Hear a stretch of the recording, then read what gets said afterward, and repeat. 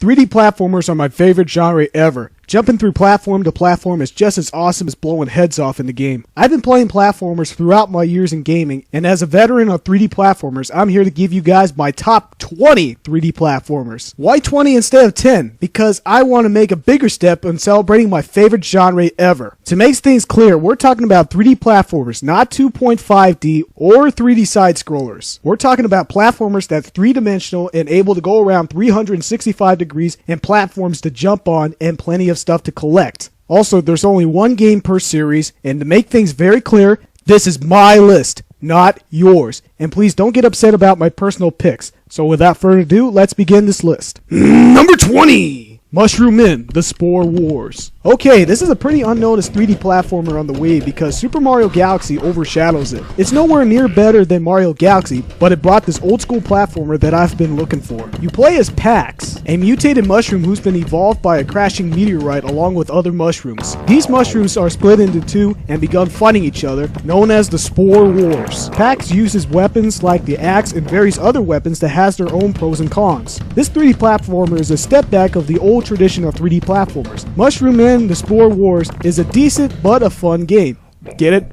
Number 19! Blinx the Time Sweeper. During the days of the Xbox, Microsoft wanted to make the mascot that can compete with Nintendo's Mario, but sadly it didn't have the mascot power like the overrated Master Chief. What made this 3D platformer pretty innovative is the ability to play, rewind, and fast forward, pause, and record, and slow down time. It felt like the Time Machine mixed with Ghostbusters because you can suck your enemies in a magical vacuum cleaner called the Time Sweeper. Blinx traveling through time and taking care of business fixing time is what made the game a whole. Even though this game is not the greatest of all time, Blinx is a forgotten mascot, but he deserves to be in the number 19 spot. But hey, at least it's better than the disappointing sequel. Number 18! Oddworld, Munch's Odyssey. When the Xbox was launched, we finally got a chance to see the Oddworld series to finally jump to 3D. But even though it isn't better than the Oddworld games, it stayed true to the franchise by giving us Abe and Munch as playable characters. Abe has the ability to jump, climb, and give other commands to the other characters. And Munch can swim underwater, and you're able to switch them as playable characters to get through areas that one character can only reach. Munch's Odyssey gave us the old school puzzle elements similar to the previous games. I love having the characters to drink from soft drinks from the vending machine and obtain new powers. The only thing that keeps this game from being higher in this list because of its repetitiveness of having to collect all those spoosh shrubs and the lack of variety. But I did love the unique story and the great Xbox graphics for its time, creative and original designs, and how much the game stayed true to the Oddworld fans. I had a lot of laughs with this game and a lot of enjoyment playing the clever puzzles that were featured. It's too bad that we never got a chance to see Abe in the Oddworld series again. Number 17! Voodoo Vince. Yep, I admit it, Voodoo Vince is probably the best 3D platformer exclusively on the Xbox. I like this game much better than Munch's Odyssey and Blinx because it felt like Grim Fandango turned into a platformer. This game has a lot of clever puzzle solving, plenty of surprises, plenty of wisecrack jokes, and a ton of comedy. The best part of this game is when you use super voodoo attacks where you stab and cause damage onto yourself, and like a voodoo doll, it delivers the pain on nearby enemies. It was simple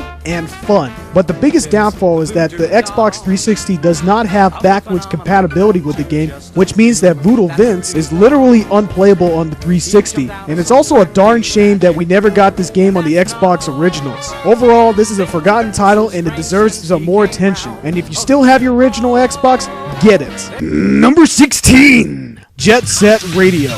Okay, I know what you're thinking. This isn't a platformer, it's an extreme sports game. Well, here's my counter argument. Yes, this is a skating game, but most of the time you're platforming. And man, Sega made this game on the Dreamcast exciting and fun. Being able to play as one of the members of Jet Set Radio, where you can tag spray on walls, grind on rails and take long leaps, and have the city police to go after you as the most wanted, was probably more exciting than any Tony Hawk Pro Skater game at the time. And Sega, we're still waiting for the sequel for Jet Set Radio Future. Number 15!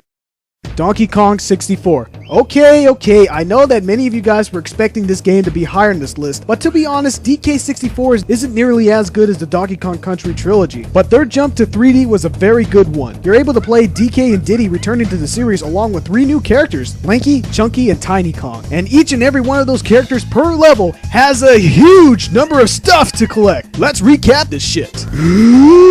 Each Kong has to collect individual coins, bananas, and blueprints based on the color, and each of them have certain golden bananas to collect in each, each and every level. In each and every level, one Kong needs to collect a total of 5 golden bananas in every level. And since there are a total of 5 Kongs, then there are a total number of 25 banana coins per level. Use those coins to buy individual weapons, musical instruments, and special abilities where you can buy them from Funky, Candy, and Cranky Kong. And those abilities will help you get access to a golden banana in other areas that only one certain Kong can get access to. Where a Kong is able to collect colored bananas, a total of 100 bananas per Kong to be exact, where only a certain individual Kong can collect. And use those bananas to feed a giant hippo so he can weigh down the scale from a giant pig to open the door to fight a giant boss. And each boss has to battle a certain individual Kong. And when you beat a boss, you collect a giant boss key, and those keys in turn are used to free K. Lumsy, a giant lizard caged up by King K. Rool from destroying his ship. When you use a boss key to unlock one lock from Lumsy's cage, he can give you access to the next level. Before you get to the next level, you need a total number of golden bananas to get access to the level. So in the next level, you have to repeat the cycle all over again. And you have to keep doing that before you get to the last boss key. But before you can even get access to the last boss key, you also need to collect a total of snapshots from Banana Fairies, Nintendo and a rare coin,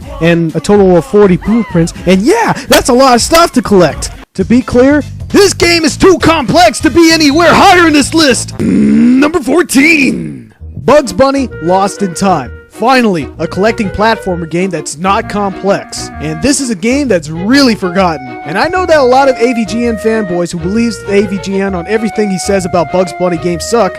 He's right, but this game itself is an exception. Lost in Time is probably the best Looney Tunes game ever made, because it stayed true to the best episode of Bugs Bunny and made them into levels in this game. Having the ability to time travel through the Stone Age, pirate years, 1930s, medieval times, and the future, and each and every one of those levels feels like an episode of Looney Tunes. You're bound to see some of your favorite Looney Tune characters, and Bugs Bunny Lost in Time, gameplay-wise, aged very well. This is a totally underrated game, and if you're a Looney Tunes fan and you haven't played this game, what are you waiting for? Get it at all costs! Number 13! Sly Cooper and the Thievius Raccoonus. Gameplay-wise, Sly Cooper is the Metal Gear Solid of 3D platformers, and Sucker Punch Studios made a great mixture of a platformer and stealth, meaning that as long as you stay out of enemy sight, you could go pass through, or catch them by surprise, or get seen and get security on your ass. There's so much strategy, leaps and bounds, and creative challenge that made me adore this game. This game is very unique and a very compelling story. But out of all the Sly games, I have to say the first one was my favorite, mainly because I love the atmosphere more than any other game of the series. And most of all, you weren't forced to play other characters, which I was not a big fan of. Number 12! Vex. Vex is a very creative and original 3D platformer. This game itself is very dark and very unique. Even though this game plays like Mario 64, this game is actually more challenging than Mario 64 because it puts your platforming skills to the test. Vex is very beautifully designed that makes you want to watch and explore the world that Acclaim has made. Yes, this game is actually a good Acclaim game. So good, in fact, that this game has reached my number 12 spot. And if you want a challenging, and I mean a very challenging platformer, Vex should be your game. Number 11! Okay, I know that many platformer fans really love Rayman 2 to death. And you know, it deserves all the praise because it is the most beautifully well-designed 3D platformer ever. I would have put Rayman 2 on the list until I played Rayman 3 Hoodlum Havoc, that capitalized the awesomeness it has from its predecessor. The series turned more darker tone, but it managed to bring more comedy and creativity. Rayman now has the ability to gain new power-ups that will allow him to manipulate over obstacles and enemies. Rayman 3 is mixed with combat action that works really well. Also new to the series is a scoreboard, which raises more points the more combos you make and more collectibles you collect. This feature itself has a true arcade-like feel. This is the last good Rayman game before the rabbits ruin everything. Seriously, Ubisoft, don't make Rayman Origins a disappointment. That's it for my top 20 through 11 3D platformers. Stay tuned for my top 10 3D platformers.